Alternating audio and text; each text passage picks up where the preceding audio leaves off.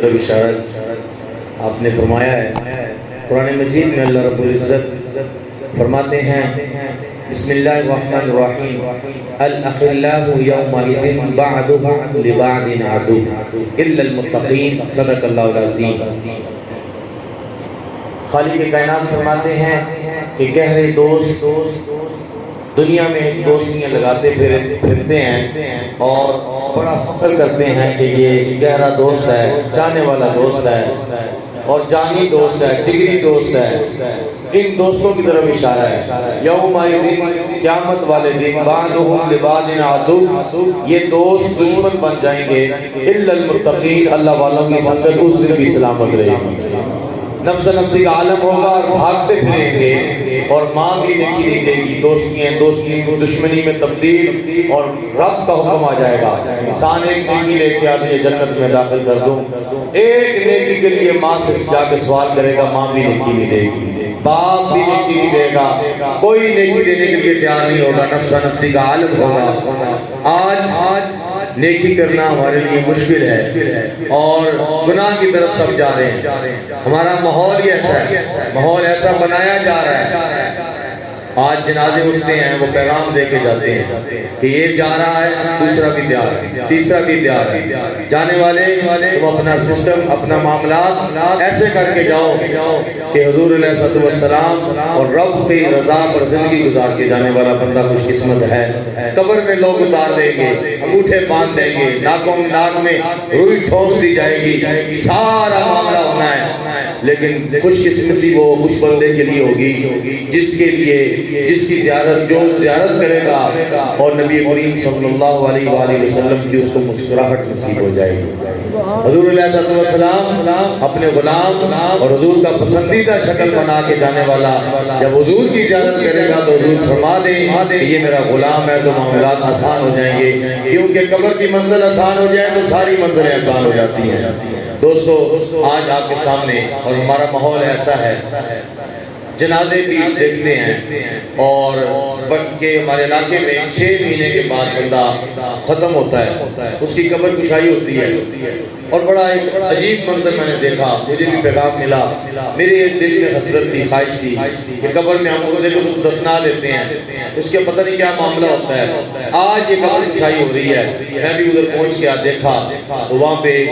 Doctor بھی تھے، جج بھی تھے اور وکلاء بھی تھے، پولیس بھی تھی۔ تو میں جب اندر جہاں پہ وہاں پہ ڈیڈ باڈی کو رکھا ہوا تھا وہاں پہ پہنچا تو ڈاکٹر معائنہ کر رہا تھا، کافی دیر اس کو لگ گئی، تو میں نے ڈاکٹر صاحب سے پوچھا کہ یہ ڈیڈ باڈی ہے؟ تو کہتے ہیں یہی ڈیڈ باڈی ہے۔ میں نے کہا اس کا سر کس طرف ہے؟ تو وہ کہہ رہے تھے یہ آپ کو ابری ہوئی چیز نظر آ رہی ہے، یہ اس کی کھوپڑی ہے۔ اور یقین کریں ایسے مجھے وہ بندہ نظر آ رہا تھا جیسے ایک کپڑے کے اوپر کیما پڑا ہو، ایسے وہ کچلا ہوا بندہ نظر آیا، حیران ہو گیا، اتنی بو اتنا عجیب سسٹم دیکھ کر پریشانی کے عالم میں بیٹھا ہوا تھا۔ جب میں باہر آیا ڈاکٹر صاحب بھی اور ڈاکٹر صاحب مجھے کہہ رہے تھے کہ آپ پریشان ہیں، میں نے کہا عجیب منظر میں نے دیکھا ہے۔ اب لوگوں کو ہم کیا بتائیں؟ لوگوں کو ہم نے یہ بتایا ہے زمین میلی نہیں ہوتی، زمن میلا نہیں ہوتا، محمد کے غلاموں کا کفن میلا نہیں ہوتا۔ اب یہاں پہ معاملہ اور ہے، اب کیا وہ اس پریشانی میں بیٹھا ہوا تھا، اچانک بزرگوں کا میرے ذہن میں آتا ہے، وہ بزرگ جو بابا عبدالرحمان گلکھڑ والی سرکار جس کی زیارت کرنے کے لیے ان کی بھی قبر کشائی ہوئی، لیکن یہ 6 مہینے کے بعد اور وہ 64 سال کے بعد بابے کی قبر کو جب بابے کی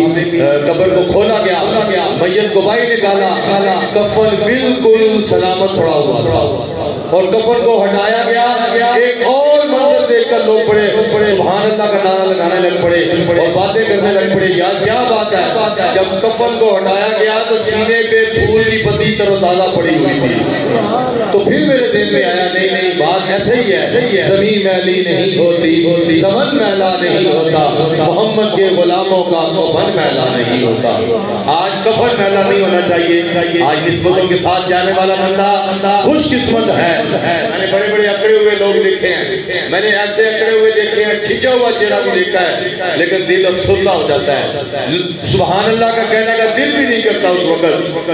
بس چہرہ دیکھ کر بندہ پیچھے ہٹ جاتا ہے. لیکن ایسے بھی میں نے نورانی چہرے دیکھے ہیں جو کفن میں لپٹے ہوئے لوگ خیر دنیا دار بھی دیکھتا ہے, دنیا دار بھی لفظ بولتا ہے یار بے چہرہ کتنا چمکدار ہے. وہ یہ ہے کہ جو اپنی رضا پر, جو رب کی رضا پر زندگی گزارتا ہے اس کا چہرہ بھی چمکدار ہوتا ہے, اس کی دنیا بھی بہتر ہوتی ہے, اس کی آخرت بھی بہتر ہو جاتی ہے, قبر بھی اس کی ٹھنڈی ہو جاتی ہے اور قبر اس کی 70 گز تو زیادہ بھی ہو جاتی ہے. جو اپنے من کی زندگی گزار کے جاتا ہے اس کی قبر ایسے سکڑتی ہے, ایسے اکٹھی ہوتی ہے. کتابوں میں لکھا ہے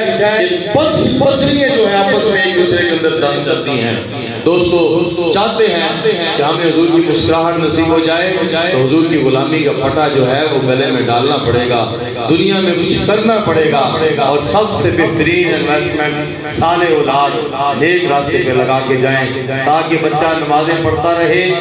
نماز میں لفظ بولتا رہے ربنا اغفر لی ولوالدی,